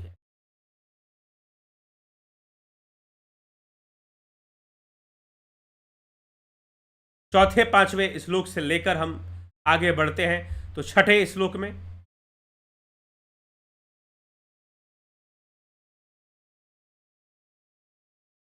फिर 7वें श्लोक में जाकर श्री कृष्ण भगवान यह बात कहते हैं, सर्वभूतानि कौन्तेय प्रकृतिम यान्ति मामिकाम। हे कुंती नंदन, कल्पों का क्षय होने पर, कल्प क्षय पुनस्तानि कल्पादौ विसृज्याम्य हम, कि मेरी प्रकृति को प्राप्त होते हैं और कल्पों के आदि में फिर उनकी रचना करता हूं, फिर उनकी रचना करता हूं। अब मैं रचना करता हूं। 7वें श्लोक में आ गया 9वें अध्याय के कि मैं रचना करता हूं। फिर 8वें श्लोक में फिर आ गया कि मैं रचना करता हूं। प्रकृति के वश होने से परतंत्र हुए इस संपूर्ण प्राणी समुदाय को मैं कल्पों के आदि में अपनी प्रकृति को वश में करके रचना करता हूं। यहां भी बोल दिया रचना करता हूं। फिर 9वें श्लोक में, 8वें के बाद 9वें श्लोक में एक दूसरा रहस्य प्रकट होता है। न चमाम तानि कर्माणि निबंधन्ति धनंजय उदासीन वदासानीम शक्तम तेषु कर्मसु। हे धनंजय, उन सृष्टि रचना आदि कर्मों में अनासक्त और उदासीन की तरह रहते हुए मेरे को वो कर्म नहीं बांधते, क्योंकि जो मेरी रचना है वह उदासीन है, क्योंकि मैं रचना कर ही नहीं रहा हूं। रचना तो यह प्रकृति कर रही है, मैं तो बस उस प्रकृति को अपना सकाश देता हूं जिसके कारण वो रचना करती है। मया अध्यक्षेन प्रकृति सूयते चराचरम हेतुना अनेन कौन्तेय जगद्वी परिवर्तते। प्रकृति मेरी अध्यक्षता में संपूर्ण चराचर जगत को रचती, ना कि मैं रचता हूं। भगवान ने स्पष्ट कर दिया। और जो ऐसा समझता है कि भाई मैं रच रहा हूं, या मैं किसी को सुख दुख दे रहा हूं, या मैं किसी को कर्मों का फल दे रहा हूं, वो मूढ़ व्यक्ति है, मूर्ख इंसान है। अगले श्लोक में वो उसकी मूढ़ता के लिए भी कह देते हैं कि वह मूढ़ लोग हैं जो ऐसा समझ लेते हैं, उनको मूढ़ता व्याप्त हो चुकी है। तो क्यों बार बार कहते हो कि उसने दुनिया बना दी, वो करता है। अब जानन्ति माम मूढ़ा मानुषिम तनुम आश्रितम। मूर्ख लोग मेरे संपूर्ण प्राणियों के महान रूप परम भाव को नहीं जानते। मेरा रूप क्या है, मेरी अवस्था क्या है, वो नहीं जानते हैं। ना जानने के कारण वो मुझे ही समझ लेते हैं कि मैं ही कुछ कर रहा हूं, मैं ही कर्मों का फल दे रहा हूं, ऐसा वो समझ लेते हैं। तो यह दुर्भाग्यपूर्ण हो जाता है। इसलिए ईश्वर सर्वकर्ता होकर भी अकर्ता है। वो सर्वकर्ता होकर भी अकर्ता है, वह कुछ भी नहीं करने वाला है, वह कुछ भी नहीं करने वाला, नॉन डूअर। वो चैतन्य स्वरूप है। इसीलिए हमें इस प्रकृति के खेल से बाहर निकलना। मोक्ष क्या है?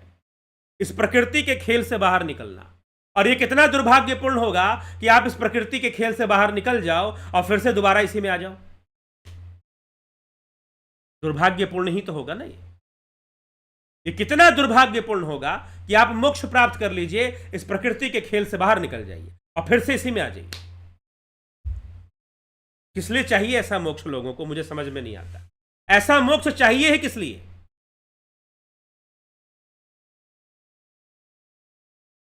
और फिर वो ईश्वर हमें भेज देता है, क्योंकि वो भेजने वाला बना है, इसका मतलब ही इज द डूअर, वो करता है, उसके पास व्यक्तित्व है, पर्सनालिटी है, नहीं वो तत्व है। इसलिए तत्व ज्ञान को समझिए। अर्जुन से बार बार तत्व ज्ञान को समझने के लिए कहा जा रहा है। उस तत्व रूप को जानिए। आप व्यक्तित्व में फंसे हुए हैं, उसको एक पर्सनालिटी समझकर वो डंडे लेकर जो है वो किसी को इनाम देने वाला है, पुण्य का फल देगा, पाप का फल देगा। ईश्वर ये करता ही नहीं है कि आपको पुण्य, ना कर्म फलम संयोगम। कितना स्पष्ट कह दिया, ना कर्म फलम संयोगम। मैं कर्म फल का संयोग करता ही नहीं हूं। कितना स्पष्ट कह दिया भगवान ने कि कर्म फल का संयोग मेरे द्वारा होता ही नहीं है। तो फिर क्यों परेशान हो, क्यों उसे दोषी दे रहे हो? ना कर्तृत्वम न कर्माणि लोकस्य सृजति प्रभु, ना कर्म फल संयोगम स्वभाव वस्तु प्रवर्तते। अब आप कहोगे हम गीता पढ़ते हैं, हम कृष्ण को जानते हैं, हमने गीता पढ़ी। क्या पढ़ी गीता? फिर श्रीमद् भगवद गीता हर घर में मिल जाएगी, लेकिन समझ में कितना आया? समझ में कितना आया? वह चैतन्य परमात्मा, वो चेतना स्वरूप, उसके ये इंद्रियां क्या बिना चेतना के काम करेंगी? ये बुद्धि क्या बिना चेतना के काम करेंगी? प्रकृति का कोई भी कार्य उसके चैतन्य शक्ति के बिना नहीं होता है। लेकिन वह कुछ कर नहीं रहा है। जितनी भी चीजें हो रही हैं, जितनी भी चीजें बन रही हैं, जितनी भी वस्तुओं का निर्माण हो रहा है, वो प्रकृति के गुणों के वशीभूत हो रहा है। कुछ लोग कहते हैं नहीं, ईश्वर कुम्हार है, प्रकृति मिट्टी है, वह मिट्टी में नहीं, ऐसा भी नहीं है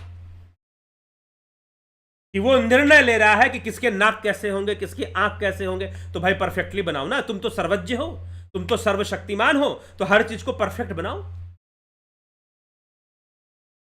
हर व्यक्ति सुंदर हो, हर व्यक्ति बराबर हाइट का हो।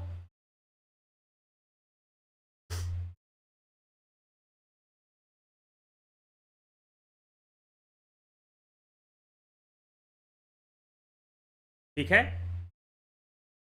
तो इसीलिए यह बात हमें समझनी पड़ेगी। तो जीव का अस्तित्व आ रहा है, प्रकृति के वशीभूत जीव भी अस्तित्व में आ रहा है, प्राणी भी अस्तित्व में आ रहा है। अब ईश्वर क्या है?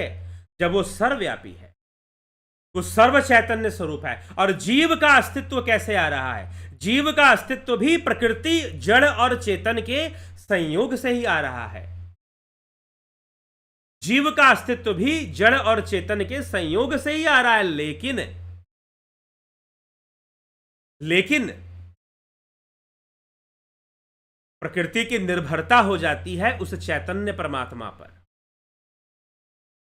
प्रकृति की निर्भरता हो जाती है चैतन्य परमात्मा पर, तो चैतन्य परमात्मा पर निर्भरता है तो वह चेतन ही सत्य है। अब यहां पर एक बात आएगी कि चेतन ही सत्य है। जी हां, चेतन ही सत्य है, क्योंकि हम तो इंद्रियों और बुद्धि के आधार पर सारी चीजें देख रहे हैं, इंद्रियों और बुद्धि के आधार पर सारी चीजें समझ रहे हैं, और उसी के आधार पर हम कह देते हैं कि वो निराकार है। एक बात ध्यान रखिएगा, इस बुद्धि के साम्राज्य में कुछ भी निराकार नहीं है। इस बुद्धि के साम्राज्य में कुछ भी निराकार नहीं है, सब कुछ सगुण और साकार ही है। सिर्फ शरीर में ना होने से हम किसी को निराकार थोड़ी ना कह देंगे। इस समुद्र की लहरें उठ रही हैं तो क्या निराकार लहरें हैं? क्या जल तत्व निराकार होता है क्या? बिल्कुल नहीं जी। एक निश्चित समय पर उसका भी एक आकार वो धारण करके ही रहता है। हाँ, समय के अनुसार बदल दे।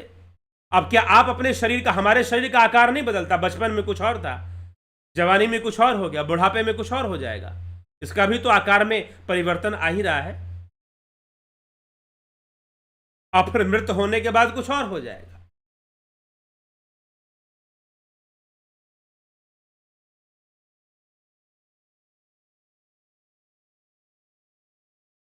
ठीक है,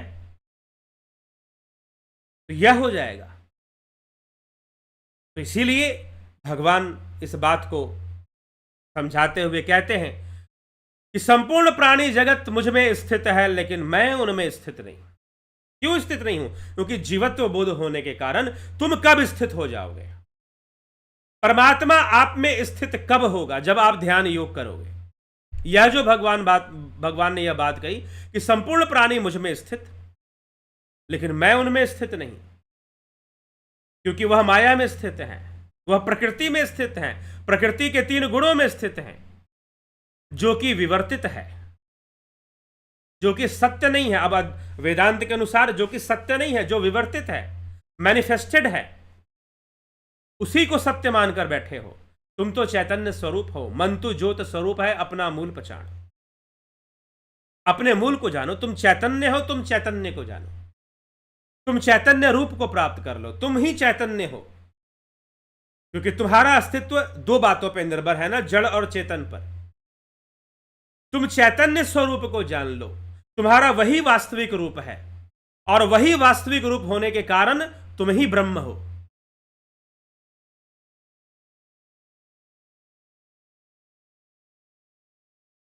तुम ही ब्रह्म हो। तो श्रीमद् भगवद गीता में अयमात्मा गुडाकेश शरभूताश स्थित, श्री कृष्ण कहते हैं, हे अर्जुन, सभी भूतों में स्थित, सभी भूतों में स्थित आत्मा कौन है? सभी भूतों में स्थित मैं ही वो आत्मा हूं। सभी भूतों में स्थित, सभी भूतों में जो आत्मा स्थित है, वो आत्मा कौन है? सर्वभूताश स्थित।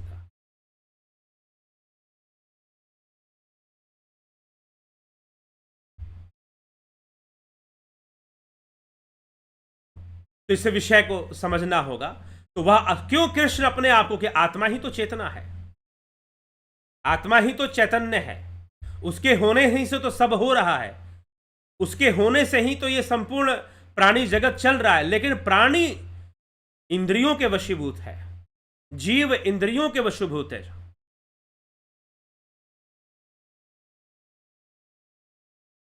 और उस कारण से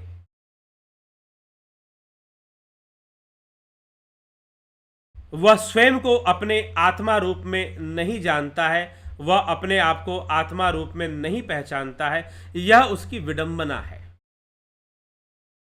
और इसी विडंबना को दूर करने के लिए यह योग का मार्ग है, यह ध्यान योग का मार्ग है, जो यहां पर आपको दिया जाता है। तो उस तत्व को जानना है, तुम अपनी आत्मा को जान लो, कृष्ण को जान जाओगे। अहम आत्मा गुडाकेश सर्वभूताशय स्थित, सर्वभूताशय स्थित अहमादिश्च मध्यम च भूतानामंत एव च। हे गुडाकेश, संपूर्ण प्राणियों के आदि, मध्य तथा अंत में मैं ही हूं, और प्राणियों के अंतःकरण में आत्मा रूप में भी मैं ही स्थित हूं। संपूर्ण प्राणियों के आदि, मध्य और अंत में भी मैं ही हूं। शरीर के नष्ट होने से वह चेतना नष्ट नहीं होती, वह चैतन्य सर्वव्यापी बनकर स्थित रहता ही है। तो सभी भूतों के आदि, अंत और मध्य में मैं ही स्थित हूं, और सभी भूतों में, सभी भूत प्राणियों में आत्मा रूप से भी मैं ही स्थित हूं। श्रीमद् भगवद गीता 10th अध्याय 20वां श्लोक, अहम आत्मा गुडाकेश सर्वभूताशय स्थित अहमादिश्य मध्यम च भूतानामंत एव च, भूतानामंत एव च। हे गुडाकेश, हे अर्जुन, संपूर्ण प्राणियों के आदि, मध्य तथा अंत में मैं ही हूं, और प्राणियों के अंतःकरण में आत्मा रूप में भी मैं ही स्थित। तो इसीलिए मैं ही वहां पर स्थित हूं।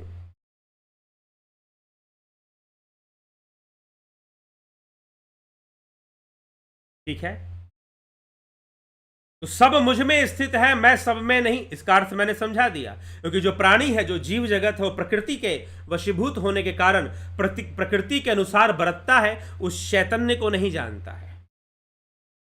अब ऐसा कब होगा कि हम भी उस परमात्मा में स्थित हो और वो हम में स्थित हो जाए? ये तभी होगा जब योग होगा, ध्यान योग होगा, तो उसके माध्यम से हम ऐसा कर पाएंगे, और हम जान पाएंगे कि परमात्मा हमसे अलग नहीं, वही हमारा स्वरूप है, वो हमारा स्वरूप ही परमात्मा है।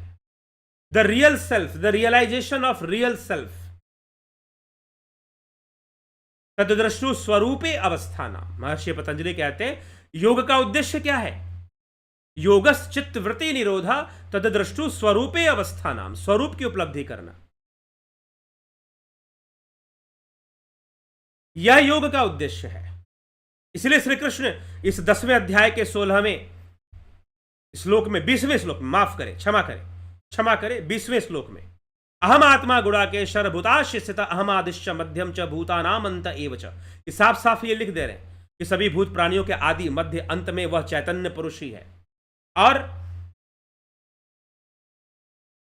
उसके अंदर वह आत्मा रूप में वह भी वही है। अहम आत्मा गुणाकेश, पहला शब्द तो यही है ना कि मैं ही आत्मा हूं, मैं ही आत्मा हूं, और ऐसा कहने से अहम ब्रह्मास्मि प्रमाणित होता है कि मैं ही ब्रह्म हूं। यह बात बहुत स्पष्ट है और श्रीमद् भगवद गीता में बहुत स्पष्ट तरीके से इस बात को रखा गया है, जो कि सांख्य आधारित चर्चा अवश्य है, लेकिन गीता वेदांत की भी चर्चा करती। चलिए, तो यह सब बातें हैं, ईश्वर सब कुछ करता है नहीं करता है, लंबी चर्चा आज हमने इस पर की।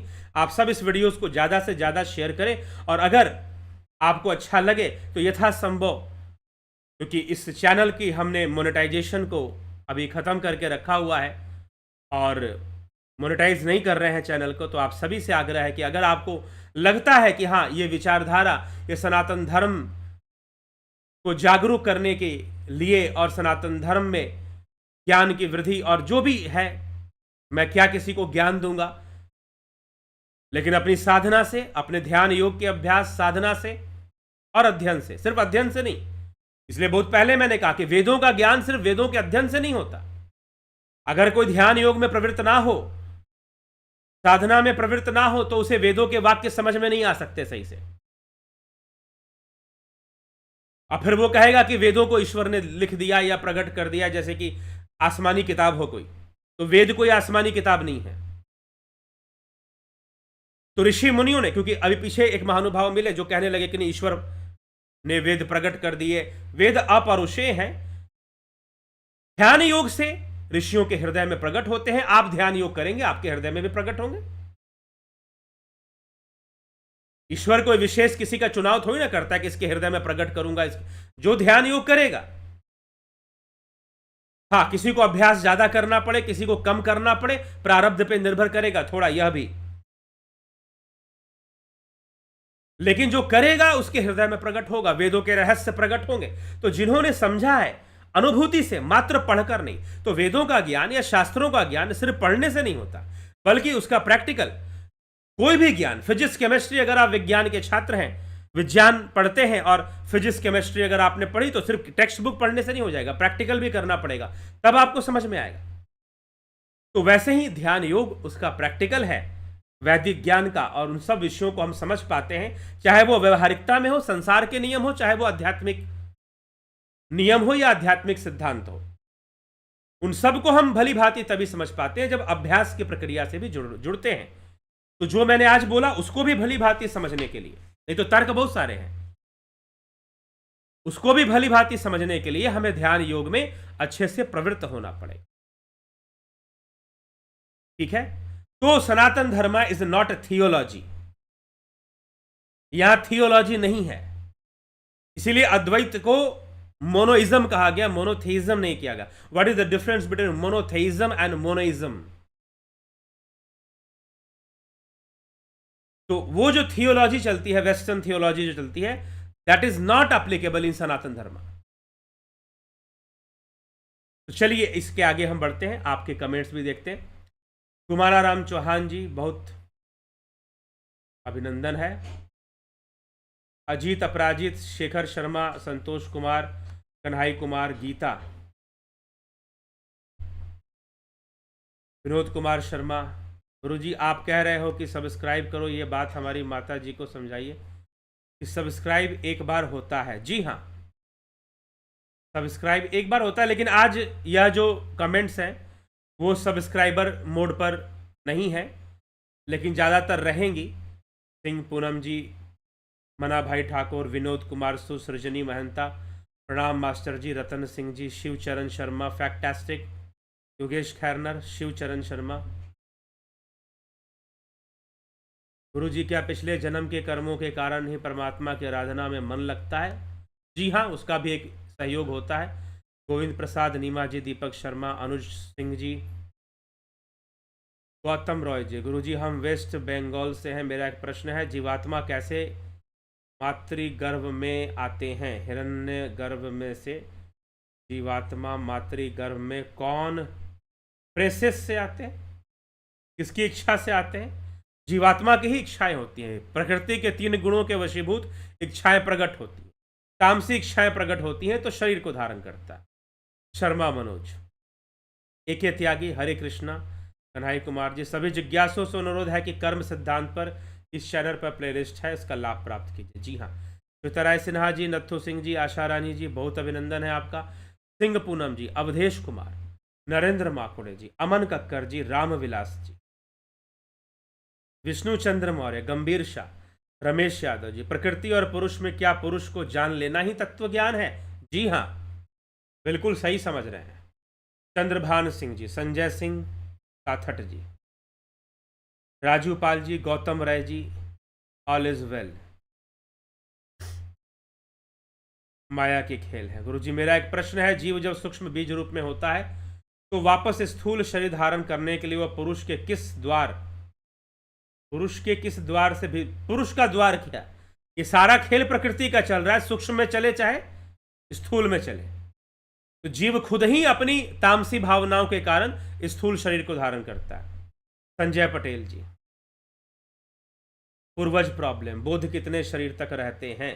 बोध कितने शरीर तक रहते हैं, या क्यों आप प्रश्न कर रहे हैं कि बोध कितने शरीर तक रहते हैं? हाँ, एक ऐसी अवस्था बनती है जहां पर जो है इंद्रिय बोध नहीं रहता, कारण शरीर में इंद्रियों का बोध नहीं रहता।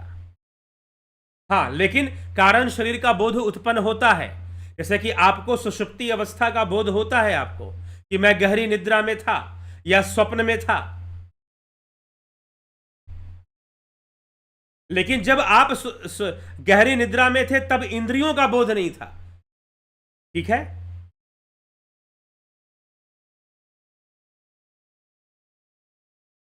क्या पेड़ पौधे में भी जीव है? हाँ जी, पेड़ पौधों में भी जीव है। लवकुश वर्मा जी, जितेंद्र विश्वकर्मा, सविता नायक,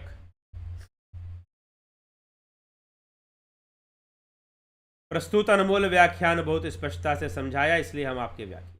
किशोर वैद्य जी, पूनम सेट्टी, अनुज पुरी, संतोष कुमार भट्टराय, अति सुंदर कार्यक्रम गुरु जी, सबका कल्याण हो। गीता एक जंगल है, आपने सार बता के बहुत अच्छा लगा। फिर ईश्वर की लोग पूजा क्यों करते हैं? फिर क्यों कहते हैं कि ईश्वर शक्तिशाली है? शक्तिशाली तो है ही, क्योंकि प्रकृति का काम भी उसके बिना नहीं चलता। प्रकृति को वही शक्ति प्रदान करता है। वैसे तो प्रकृति शक्तिवान है, शक्ति शब्द जो प्रयोग होता है प्रकृति के लिए होता है, लेकिन प्रकृति में जो शक्ति का स्फुरन हो रहा है वह उस चैतन्य तत्व के कारण ही हो रहा है, तो वह उससे बड़ा है। अच्छा, एक बात बताओ कि बिजली बड़ी या पंखा? बिजली बड़ी या पंखा? बिजली के बिना पंखा क्यों बनता? अगर बिजली ना होती तो पंखा का आविष्कार ही नहीं होता। ठीक है, तो बड़ा तो वही हो गया ना, परमात्मा ही हो गया। पूजा एक अलग विषय, पूजा क्यों करते हैं? ईश्वर की पूजा नहीं होती, मैं कई बार बोल चुका हूं। ध्यान, देवताओं की पूजा होती है, ध्यान योग होता है।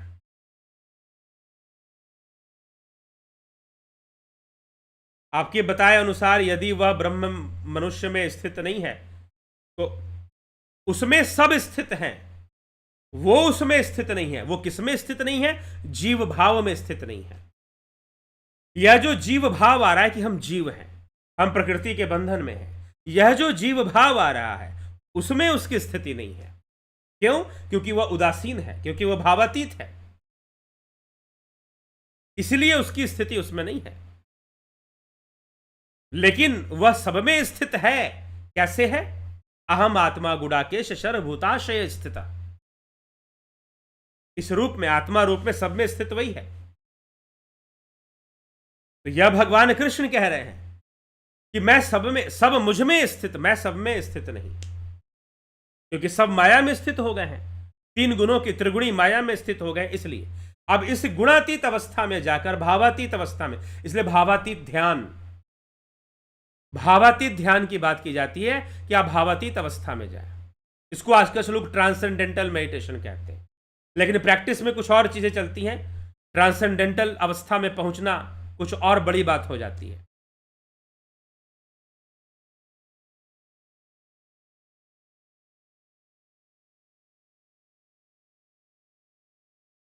मेरे योग में ऐश्वर्य रूप से सृष्टि होती है, मुझ में है, में सब में नहीं। इस श्लोक का बता दिया मैंने, इस श्लोक को कई बार बताया। योग में ऐश्वर्य रूप मतलब कि उसी की शक्तियां हैं। प्रकृति के अंदर जो शक्ति उत्पन्न हो रही है उसे चैतन्य के कारण ही हो रही है। लेकिन फिर भी जैसे कि पंखे में हवा देने की क्षमता आ रही है तो उस बिजली के कारण ही आ रही है, लेकिन फिर भी हवा देने वाला पंखा है। उसी प्रकार यह संपूर्ण प्रकृति ही रचना कर रही है, लेकिन प्रकृति में जो शक्ति आ रही है उसके कारण आ रही है, उसके संसर्ग से आ रही है, उसके संयोग से आ रही है। इसलिए विनोद कुमार शर्मा जी, बहुत बहुत अभिनंदन आपका। The contents explained are very much clear. जी हाँ, यह क्लियर भी है और शास्त्र सम्मत है। ऐसा नहीं कि यहां पर शास्त्र प्रमाण नहीं दिया जा रहा।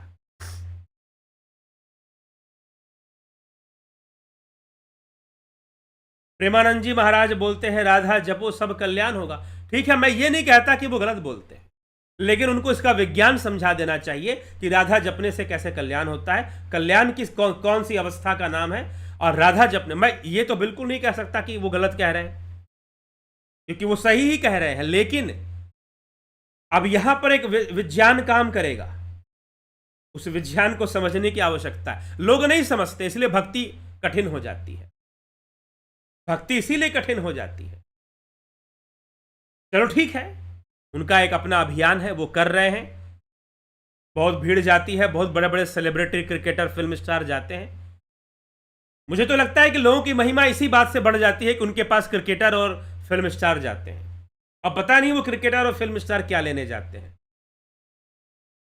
आम जनता इतनी भाग्यशाली नहीं है, उनके ऊपर देखो। अब यहीं पर बात आ जाती है कि भेदभाव प्रकट हो जाता है और लगता है कि वो ज्यादा भाग्यशाली है।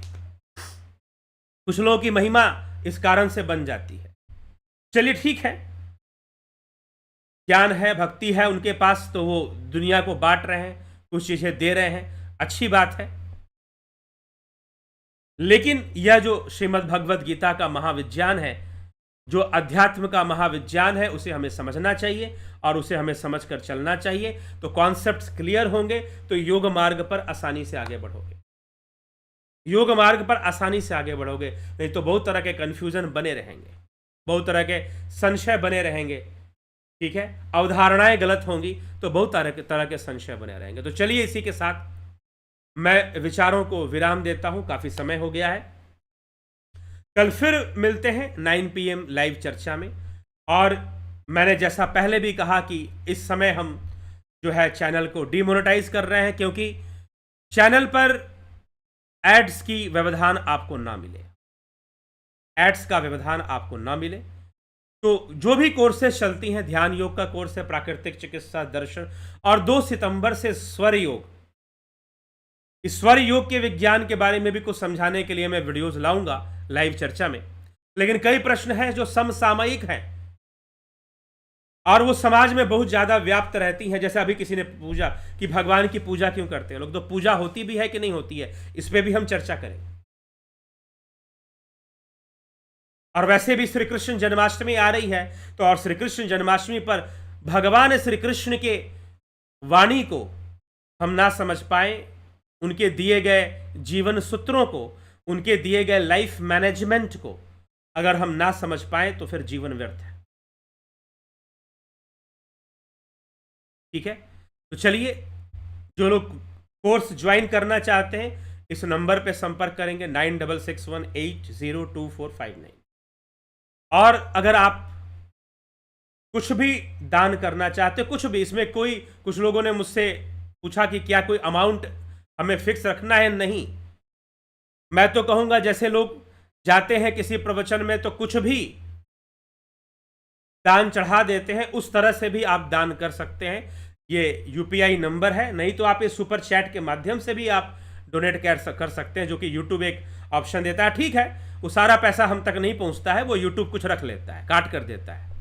तो फिर लेकिन अगर आप सीधा चाहें तो इसे यूपीआई पेमेंट कर जीपे, फोनपे, पेटीएम और इन सब माध्यम से आप जो है पेमेंट करके कुछ भी इस कार्य के लिए, क्योंकि अब ये जो कार्य चल रहा है वो नॉन मोनेटाइज लेवल पे चल रहा है। हम वीडियोस को मोनेटाइज नहीं कर रहे हैं ताकि पूरी वीडियोस में कहीं भी एड्स ना चले और आप पूरी वीडियो का पूरा एक साथ लाभ उठा पाए।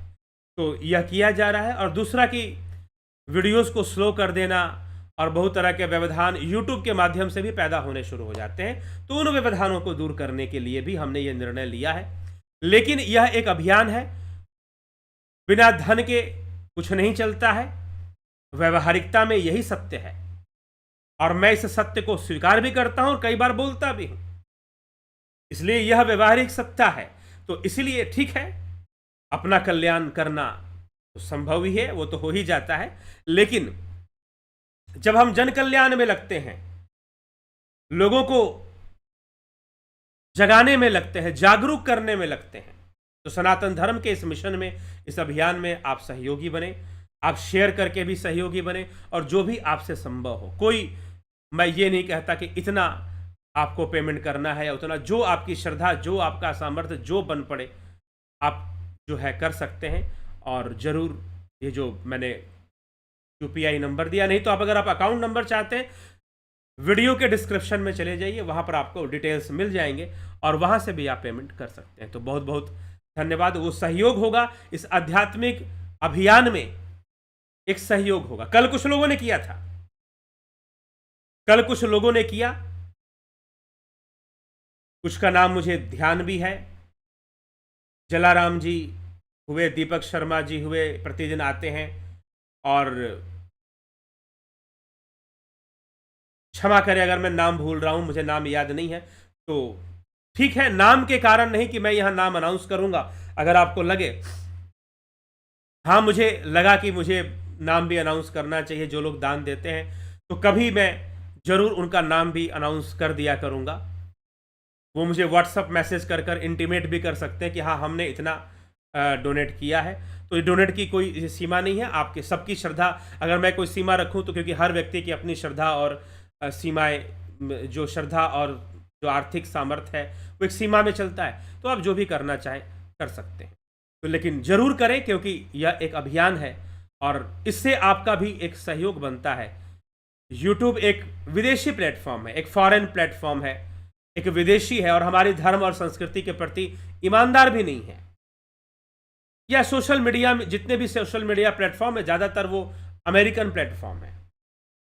तो हमें जो है थोड़ा सा, हम अपने संस्कृति या अपने विचारों को आगे बढ़ा पाएँ, इसमें आप जो भी सहयोग कर सकते हैं वो आप डेली बेसिस पे भी कर सकते हैं, नहीं तो महीने में भी कर सकते हैं, ये आपके ऊपर निर्भर करता है। चलिए इसी के साथ मैं विराम देता हूँ, कल फिर मिलते हैं 9 PM लाइव चर्चा में। बहुत बहुत आभार आप सभी का। ओम तत्सत।